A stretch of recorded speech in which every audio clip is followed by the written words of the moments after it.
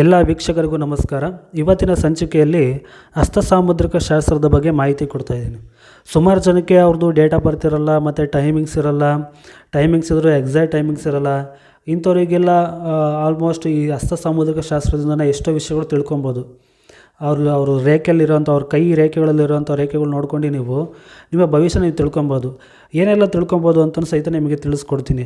ನಿಮ್ಮ ಮ್ಯಾರೇಜ್ ಬಗ್ಗೆ ಆಗಿರ್ಬೋದು, ಮ್ಯಾರೇಜ್ ಚೆನ್ನಾಗಿರುತ್ತೋ ಚೆನ್ನಾಗಿರಲ್ವೋ, ಯಾವ ಥರ ಹುಡುಗಿ ಸಿಗ್ತಾಳೆ ಅನ್ನೋದ್ರ ಬಗ್ಗೆ ತಿಳ್ಕೊಬೋದು. ಮತ್ತು ನಿಮ್ಮ ಗುಣಲಕ್ಷಣಗಳು ಯಾವ ಥರ ಇರುತ್ತೆ ಅಂತ ತಿಳ್ಕೊಬೋದು. ಮತ್ತು ನಿಮ್ಮ ಆರೋಗ್ಯ ಯಾವ ಥರ ಇರುತ್ತೆ ಅದ್ರ ಬಗ್ಗೆ ತಿಳ್ಕೊಬೋದು. ಮತ್ತು ನೀವು ಎಷ್ಟು ದುಡ್ಡು ಉಳಿಸ್ತೀರಾ, ಎಷ್ಟು ಖರ್ಚು ಮಾಡ್ತೀರಾ ಅನ್ನೋದ್ರ ಬಗ್ಗೆ ಸಹಿತ ತಿಳ್ಕೊಬೋದು. ಮತ್ತು ನಿಮ್ಮ ಆಯುಷ್ಯ ರೇಖೆ ಎಷ್ಟಿದೆ, ನಿಮ್ಮ ಆಯುಷ್ಯ ಎಷ್ಟಿದೆ ಅನ್ನೋದ್ರ ಬಗ್ಗೆ ಸಹಿತ ನೀವು ತಿಳ್ಕೊಬೋದು. ಮತ್ತು ನಿಮ್ಮ ಕರ್ಮ ರೇಖೆ ಮತ್ತು ಭಾಗ್ಯ ರೇಖೆ ಇವೆಲ್ಲ ಕರೀತಾರಲ್ಲ ಅದ್ರ ಬಗ್ಗೆ ನೀವು ತಿಳ್ಕೊಬೋದು. ಮತ್ತು ನಿಮಗೆ ನಿಮ್ಮ ಸಂತಾನ ಗಂಡಾಗುತ್ತೋ ಅಥವಾ ಹೆಣ್ಣಾಗುತ್ತೋ ಅಂತ ತಿಳ್ಕೊಬೋದು ಹಸ್ತಸಾಮುದ್ರಿಕ ನೋಡಿ. ಮತ್ತು ನಿಮ್ಮ ಹಣದ ಸಮಸ್ಯೆ ಯಾವ ಥರ ಇದೆ, ನಮಗೆ ದುಡ್ಡು ಎಷ್ಟು ಬರುತ್ತೆ, ಎಷ್ಟು ಹೋಗುತ್ತೆ, ಎಷ್ಟು ಖರ್ಚಾಗುತ್ತೆ ಅನ್ನೋದು ಸಹಿತ ತಿಳ್ಕೊಬೋದು. ಮತ್ತು ಟ್ರಾವೆಲ್ಗಳ ಬಗ್ಗೆ, ಒಂದು ಕಡೆಯಿಂದ ಇನ್ನೊಂದು ಕಡೆ ಟ್ರಾವೆಲ್ ಮಾಡ್ತಾ ಇರ್ತಾರೆ. ಅವರೆಲ್ಲ ಏನಕ್ಕೆ ಟ್ರಾವೆಲ್ ಮಾಡ್ತಾರೆ, ಆ ಟ್ರಾವೆಲ್ ಮಾಡೋಕ್ಕೆ ಯಾವುದು ಕಾರಣ, ಯಾವ ರೇಖೆ ಕಾರಣ ಅನ್ನೋದ್ರ ಬಗ್ಗೆ ನಿಮಗೆ ತಿಳಿಸ್ಕೊಡ್ತೀನಿ. ಈ ಥರ ಬುದ್ಧಿ ರೇಖೆ ಆಗಿರ್ಬೋದು, ಯಾವ ಥರ ಇಂಟೆಲಿಜೆಂಟ್ ಆಗಿದ್ದಾರೆ, ಯಾವ ಥರ ಅವರು ಆಗಿದ್ದಾರೆ ಅನ್ನೋದ್ರ ಬಗ್ಗೆಲ್ಲ ನಿಮಗೆ ತಿಳಿಸ್ಕೊಡ್ತೀನಿ. ನೋಡಿ, ಫಸ್ಟು ನಾನು ಇಲ್ಲೆಲ್ಲ ನಿಮಗೆ ನೋಡ್ಬೋದು. ಇಲ್ಲಿ ಬುಧ, ಸೂರ್ಯ, ಶನಿ, ಗುರು, ಶುಕ್ರ ಅಂತೆಲ್ಲ ಬರ್ದೀನಿ. ಇದ್ರ ಕೆಳಗಡೆ ಇರೋಂಥ ಪರ್ವಗಳು, ಈ ಶುಕ್ರ ಅಂತ ಏನಿದೆಯಲ್ಲ ಇದಿಷ್ಟು ಶುಕ್ರನ ಪರ್ವ,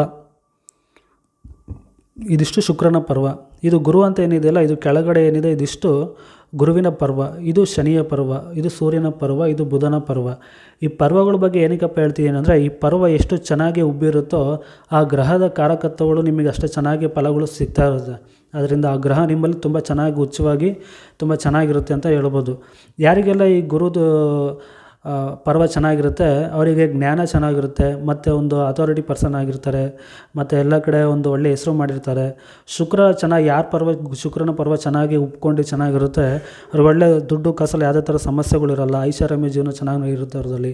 ಅಂದರೆ ಇದೇ ಥರ ಪ್ರತಿಯೊಂದು ಪರ್ವಗಳ ಬಗ್ಗೆಯೂ ನಿಮಗೆ ಮಾಹಿತಿ ಸಿಗುತ್ತೆ. ಈ ಸೂರ್ಯ ಪರ್ವ ಚೆನ್ನಾಗಿದ್ದರೆ ಸೂರ್ಯನಿಂದ ಬರೋವಂಥ ಫಲಗಳು, ಅಧಿಕಾರ ಆಗಿರ್ಬೋದು, ಸರ್ಕಾರಿ ಕೆಲಸಗಳಾಗಿರ್ಬೋದು, ಏನೇ ಒಂದು ಅಧಿಕಾರದ ಚಲಾಯಿಸುವಂಥ ಕೆಲಸಗಳಾಗಿರ್ಬೋದು, ಅದೆಲ್ಲ ತುಂಬ ಚೆನ್ನಾಗಿರುತ್ತೆ. ಅವರಿಗೆ ಯಾವುದಾದ್ರೂ ತೊಂದರೆಗಳು ಬರೋದಿಲ್ಲ. ಹೀಗೆ ಈ ಬುಧ ಪರ್ವ ಚೆನ್ನಾಗಿದ್ದಾಗ ವ್ಯಾಪಾರ ಮಾಡೋದು ಇದ್ರ ಬಗ್ಗೆಲ್ಲ ನೀವು ತಿಳ್ಕೊಬೋದು.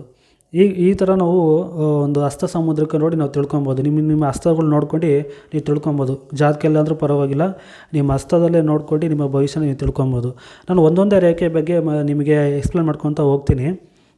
ನೀವು ಅಬ್ಸರ್ವ್ ಮಾಡಿ, ನಿಮ್ಮ ರೇಖೆ ನೋಡ್ಕೊಳ್ಳಿ, ನಿಮ್ಮ ಕೈಯಲ್ಲಿ ರೇಖೆ ನೋಡ್ಕೊಳ್ಳಿ, ಇಲ್ಲಿ ಅಬ್ಸರ್ವ್ ಮಾಡಿ, ಬೇಕು ಪಾಸ್ ಮಾಡಿ ನೋಡ್ಕೊತ ಹೋಗಿ.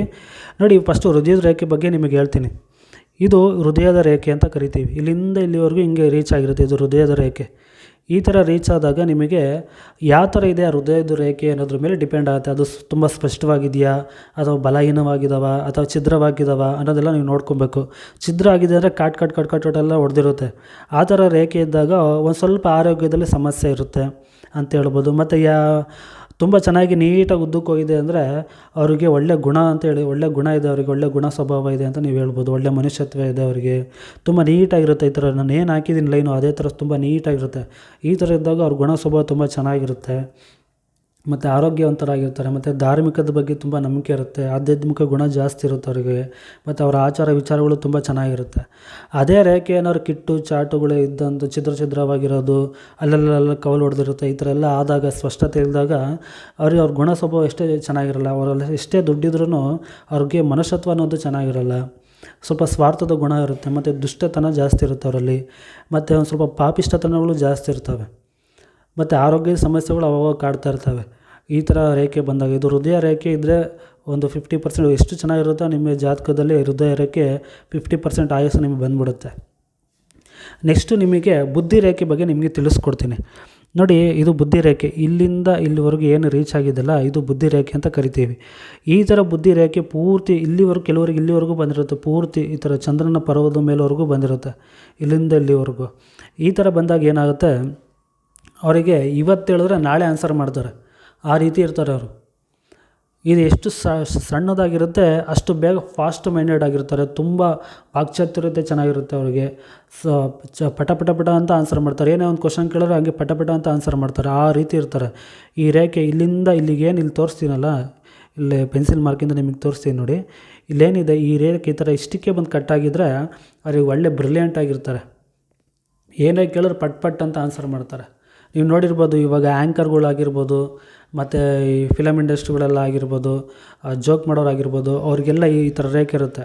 ಅವರು ನೀವು ಅಬ್ಸರ್ವ್ ಮಾಡ್ಬೋದು, ಅವ್ರ ರೇಖೆಗಳು ಚೆಕ್ ಮಾಡ್ಬೋದು ನೀವು ಅವ್ರ ಕೈಯಲ್ಲಿ. ಆ ಥರ ಇಷ್ಟೇ ಇರುತ್ತೆ ರೇಖೆ, ಇಲ್ಲಿಗೆ ಕಟ್ಟಾಗಿರುತ್ತೆ. ಇಷ್ಟು ಬಂದಿರೋ ಇವೆಲ್ಲ ಮುಂದೆ ಬಂದಿರಲ್ಲ, ಇಷ್ಟಕ್ಕೆ ಕಟ್ಟಾಗಿರುತ್ತೆ. ಆ ಥರ ಇದ್ದಾಗ ಬೇಗ ಪಟ ಪಟ ಪಟ ಅಂತ ಆನ್ಸರ್ ಮಾಡ್ತಾರೆ. ಈ ಥರ ಸ್ವಲ್ಪ ಮುಂದೆ ಇದ್ದಷ್ಟು ಸ್ವಲ್ಪ ಕಲಾತ್ಮಕ ಶಕ್ತಿ ಜಾಸ್ತಿ ಇರುತ್ತೆ ಮತ್ತು ಊಹಾತ್ಮಕ ಶಕ್ತಿ ಜಾಸ್ತಿ ಇರುತ್ತೆ. ಸ್ವಲ್ಪ ಯೋಚನೆ ಮಾಡಿ ಡಿಸಿಷನ್ ತೊಗೊತಾರೆ. ತುಂಬಾ ಉದ್ದ ಹೋಗ್ಬಿಟ್ರೆ ತುಂಬ ಲೇಟು, ಎಲ್ಲದು ತುಂಬ ಲೇಟು. ಇವತ್ತು ಹೇಳಿದ್ರೆ ನಾಳೆ ಹೇಳೋದು ಬಂದು ಈ ಥರ ಆಗುತ್ತೆ. ಮತ್ತು ಇಲ್ಲ ಅಂದರೆ ಒಂದು ಗಂಟೆ ಬಿಟ್ಟು ಹೇಳೋದು. ನೀವೇನೋ ಒಂದು ಕೇಳ್ತೀರಾ, ಏನಾಯಿತು ಅದು ವಿಷಯ ಅಂತ, ಆಮೇಲೆ ಒಂದು ಸ್ವಲ್ಪ ಬಿಟ್ಬಿಟ್ಟು ಏನೋ ಕೇಳ್ದಲ್ಲ ಇವಾಗ ಹೇಳ್ತೀನಿ ತಡಿ ಆಮೇಲೆ ಹೇಳೋಕ್ಕೆ ಸ್ಟಾರ್ಟ್ ಮಾಡ್ತಾರೆ. ಆ ರೀತಿ ಸ್ವಲ್ಪ ಮೈಂಡ್ ಸೆಟ್ ಅನ್ನೋದು ಸ್ವಲ್ಪ ಕಡಿಮೆ ಇರುತ್ತೆ, ಬುದ್ಧಿಶಕ್ತಿನೂ ಸ್ವಲ್ಪ ಕಡಿಮೆ ಇರುತ್ತೆ. ಬೇಗ ಆಲೋಚನೆ ಮಾಡಿ ಹೇಳೋದು ಸ್ವಲ್ಪ ನಿಧಾನ ಆಗುತ್ತೆ ಅವರು. ಈ ಥರ ಬುದ್ಧಿ ರೇಖೆಗಳು ತುಂಬ ಉದ್ದ ಇದ್ದಷ್ಟು ಇದನ್ನು ಬುದ್ಧಿ ರೇಖೆ ಅಂತ ನಾವು ಕರಿತೀವಿ. ನೆಕ್ಸ್ಟು ನಿಮಗೆ ಆಯುಷ್ಯ ರೇಖೆ ಬಗ್ಗೆ ನಿಮಗೆ ತಿಳಿಸ್ಕೊಡ್ತೀನಿ ನೋಡಿ. ಇಲ್ಲಿಂದ ಇಲ್ಲೇನು ಸ್ಟಾರ್ಟ್ ಆಗಿದೆಯಲ್ಲ, ಇಲ್ಲಿಂದ ಇದೇನು ಸ್ಟಾರ್ಟ್ ಆಗಿದೆ ಎಲ್ಲ ಪಾಯಿಂಟಾಗಿ ಬರ್ದೀನಿ ಎಷ್ಟು ಆಯಸ್ಸು ಅನ್ನೋದು. ಇಲ್ಲಿವರೆಗೂ ಇದು ಆಯುಷ್ಯ ರೇಖೆ. ಎಲ್ಲರಲ್ಲೂ ಇದ್ದೇ ಇರುತ್ತೆ. ಈ ಕರ್ಮರೇಖೆ ಇಲ್ಲ ಅಂದ್ರೂ ಈ ಆಯುಷ್ಯ ರೇಖೆ ಪ್ರತಿಯೊಬ್ಬರ ಹಸ್ತದಲ್ಲಿ ಇದ್ದೇ ಇರುತ್ತೆ. ಅದು ಮಿಸ್ ಆಗೋಕ್ಕೆ ಸಾಧ್ಯನೇ ಇಲ್ಲ. ಯಾರಿಗೆಲ್ಲ ಇಲ್ಲಿಗೆ ಎಂಡ್ ಆಗಿರುತ್ತೆ ಅವ್ರಿಗೆ ಕೆಲವ್ರು ಅನ್ಕೊಬೋದು, ಇಲ್ಲಿಗೆ ಕೆಲವರಿಗೆ ಹಸ್ತ ಸಮುದ್ರ ಗೊತ್ತಿರೋರು ಇಲ್ಲಿಗೆ ಎಂಡ್ ಆದರೆ 35 ವರ್ಷನೇ ಲಾಸ್ಟ್, ಅವರಿಗೆ ಆಯಸ್ಸು ಜಾಸ್ತಿ ಇರೋಲ್ಲ ಅಂತ ಅಂದ್ಕೊತಾರೆ. ಬಟ್ ನೀವು ಮಾಡೋಂಥ ಒಳ್ಳೆಯ ಕೆಲಸಗಳಿಂದ ಆಗಿರ್ಬೋದು, ನೀವು ಮಾಡೋಂಥ ಪುಣ್ಯ ಕೆಲಸಗಳಾಗಿರ್ಬೋದು, ಇಂಥ ಕೆಲಸದ ದಾನ ಧರ್ಮಗಳಿಂದ ಆಗಿರ್ಬೋದು, ಆ ರೇಖೆಗಳು ಬೆಳೀತಾ ಹೋಗುತ್ತೆ. ಆಯುಷ್ಯ ರೇಖೆ ಅನ್ನೋದು ಒಂದೇ ಸಲ ಡಿಸೈಡ್ ಆಗೋಲ್ಲ. ಅದು ನೀವು ಮಾಡೋಂಥ ಒಳ್ಳೆ ಕೆಲಸದಿಂದ ಮತ್ತೆ ಅದು ಮತ್ತೆ ಉಟ್ಕೊತಾ ಬರುತ್ತೆ, ಬೆಳೀತಾ ಬರುತ್ತೆ, ಈ ಥರ ಮುಂದೆ ಬರುತ್ತೆ. ನೀವು ತಲೆ ಕೆಡ್ಸ್ಕೊಳಕ್ಕೆ ಹೋಗ್ಬೇಡಿ. ಯಾರಿಗೆಲ್ಲ ಇಲ್ಲಿಗೆ ಲಾಸ್ಟ್ ಆಗಿದೆ ನನಗೆ ಆಯಸ್ಸು ಇಷ್ಟ ಅಂತ ಅಂದ್ಕೊಂಬೇಡಿ. ಇಲ್ಲಿ ಆಯಸ್ಸೆಲ್ಲ ಎಷ್ಟೆಷ್ಟು ಅಂತ ಬರ್ದೀನಿ.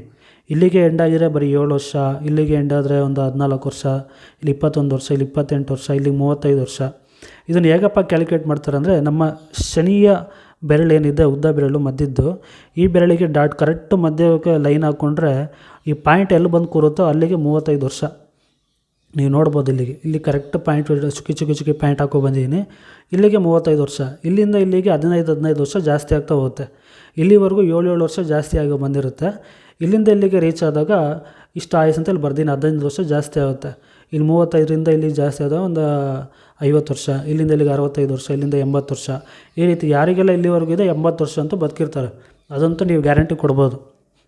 ಇದನ್ನೆಲ್ಲ ಯಾರೂ ತೋರಿಸಲ್ಲ ಇದುವರೆಗೂ ಅಂದ್ಕೊತೀನಿ, ಯಾರೂ ತೋರಿಸಿಲ್ಲ ಅಂದ್ಕೊಂಡಿದ್ದೀನಿ.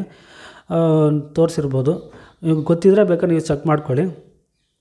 ಮತ್ತು ಇನ್ನೊಂದು, ಹಣದ ಸಮಸ್ಯೆ ಬಗ್ಗೆ ಸುಮಾರು ಜನ